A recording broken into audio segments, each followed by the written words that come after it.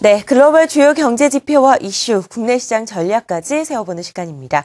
BS투자증권 리서치센터 홍순표 부장과 함께하겠습니다. 안녕하세요. 네, 안녕하세요. 네, 미국의 경제 지표 여러 가지가 발표가 됐는데 대부분 좋지 않게 나왔다고요? 예, 간밤에 소비자 물가 지수 그리고 뉴욕과 필라델피아 연준 제조업 지수가 공개가 됐는데요. 일단 소비자 물가 지수부터 살펴보게 되면은 전날 발표된 10월 소매 매출 증가율 같은 경우는 전월비 기준으로 4개월 만에 감소세로 돌아서면서 허리케인 샌디가 소비 활동을 저해했음을 확인시켜준 바가 있습니다. 그리고 미국의 그 10월 소매 매출은 전년 동월비 기준으로도 전월치인 플러스 5.4%보다 낮아진 플러스 3.8%를 기록하는데 그쳤는데요. 하지만 미국 가계의 소비 활동이 크게 우려할 정도로 훼손될 가능성은 아직까지는 좀 낮게 볼 수 있습니다.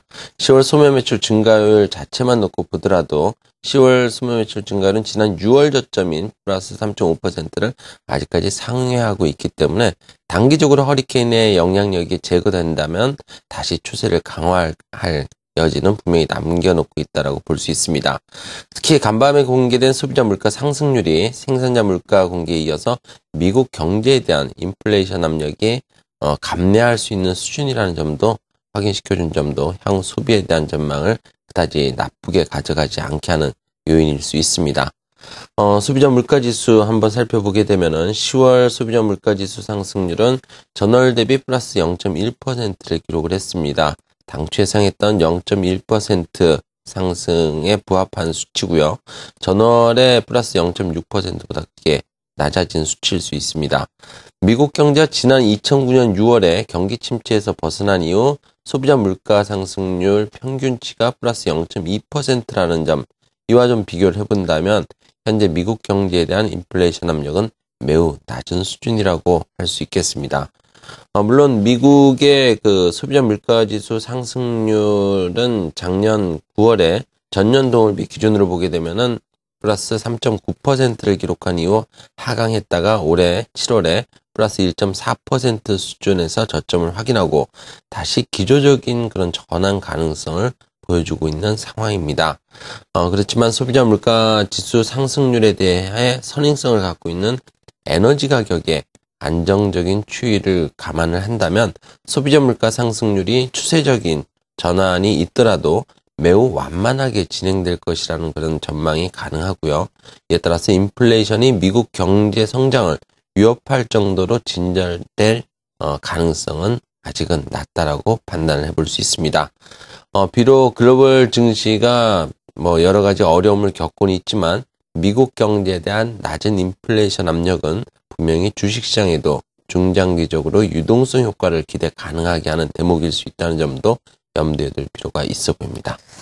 소비자 물가 지수는 전문가의 예상치에 부합하는 정도로 어느 정도 나왔습니다만 이제 발표되는 제조업 지수 같은 경우에는 굉장히 좋지 않게 나왔습니다. 미국 시장이 좀 타격을 줬는데요. 이 제조업 지수들 위축 흐름 이어가는 것 한번 살펴보도록 하죠. 예, 말씀하신 것처럼 미국 경기 상황에 대해서 가장 중요한 잣대로 인식되는 제조업 지수는 미국을 비롯한 글로벌 증시의 모멘텀을 제공하지 못하는 수준의 결과를 공개를 했습니다. 아무래도 간밤 공개된 뉴욕과 또 필라델피아 연준 제조업 지수는 서베이 지표라는 점에서 즉 심리적인 부분들에 의해서 결정이 되는 지수라는 점을 고려한다면 일단 예상과 다른 상당한 변동성을 가질 수밖에 없는 한계도 좀 인식을 해야 될 것 같습니다. 일단 11월 뉴욕 엠파이어 스테이트 제조업 지수는 마이너스 5.2%를 기록을 하면서 당초 예상했던 마이너스 8.5% 그리고 전월치인 마이너스 6.2%를 어느 정도 좀 상회하는 모습을 보여주고 있지만 일단 4개월 연속해서 미국의 제조업 경기가 위축 국면에 있을 수 있음을 시사를 하고 있습니다. 특히 좋지 않았던 것은 필라델피아 연준 지수인데요. 일단 지난 10월에 6개월 만에 기준선을 만회하기도 했었지만 필라델피아 연준 제조업 지수는 11월에 다시 마이너스 10.7포인트를 기록하면서 당초 예상했던 0포인트 그리고 전월치인 플러스 5.7%를 크게 하회하면서 미국 제조업 경기에 대한 우려감을 상당히 좀 갖게 하는 결과를 공개했습니다. 뉴욕과 필라델피아 연준 제조업 지수가 다른 제조업 서베이 지수들보다 상대적으로 변동성이 크고 또 미국 제조업 경기를 총체적으로 나타내는 그런 대표성을 가진다고는 볼 수 없겠지만 11월 들어서 이런 상당히 좀 부진한 결과를 공개한 것은 현재 진행 중인 미국 재정절벽 이슈에 대해서 제조업을 비롯한 다수의 미국 기업들이 상당한 우려감을 갖고 있음을 반증하는 결과라고 볼 수 있습니다. 특히 두 지표들의 부진으로 다음 달 초에 공개될 ISM 제조업 지수에 대한 전망도 그다지 녹록지 못할 수 있다는 점은 증시 투자 심리를 위축시키는 요인으로 작용할 수 있는데요. 지난 2009년 이후에 ISM 제조업 지수에 대해서 뉴욕 엠파이어 스테이트 제조업 지수는 플러스 0.78의 상관계수를 갖고요. 또 필라델피아 연준 제조업 지수도 플러스 0.85의 상관계수를 기록한 것으로 분석이 되고 있습니다.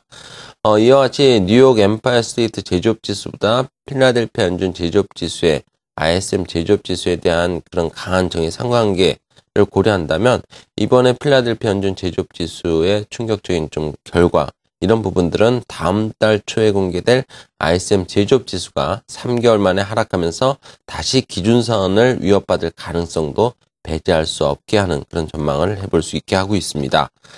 그리고 미국 제조업의 그 심리지수의 부진은 일단 실물 제조업 경기에 대한 전망도 더 어렵게 하는 부분들이 있는데요.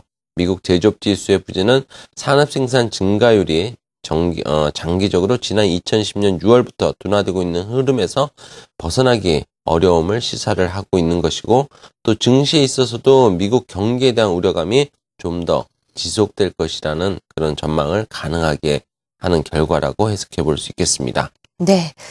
국내 시장에 대한 전략 세워보겠습니다. 어제 1870대까지 내려가면서 3개월 만에 최저치를 기록했던 코스피 시장이었습니다. 앞으로의 전략 어떻게 세우는 게 좋을까요?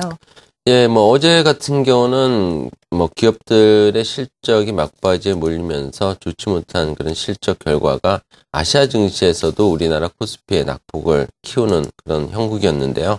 일단 지난 9월 저점인 1870포인트 선을 지켜냈다는 점은 긍정적일 수 있겠지만 여전히 불안정한 대외 여건, 특히 간밤 글로벌 증시 하락 등을 고려한다면 외국인들의 드라마틱한 그런 매수세 유입을 기대하기는 어려운 상황입니다. 따라서 코스피 역시 낙폭 과대에 따른 기술적 반등 가능성도 상당 부분 제한적일 수밖에 없다는 판단을 해볼 수 있고요. 따라서 현재 시점에서는 대변수에서 비롯될 수 있는 위험 관리에 주력할 필요가 있어 보이고 특히 지난 9월에 지켜냈던 1870포인트 선에서 확실한 지지선을 구축할 수 있을지 그 여부를 확인한 이후 시장 대응을 해야 될 것 같습니다. 네, 국내 시장 전략까지 자세하게 세워봤습니다. BS투자증권 리서치센터 홍순표 부장과 함께했습니다. 말씀 고맙습니다. 네, 감사합니다.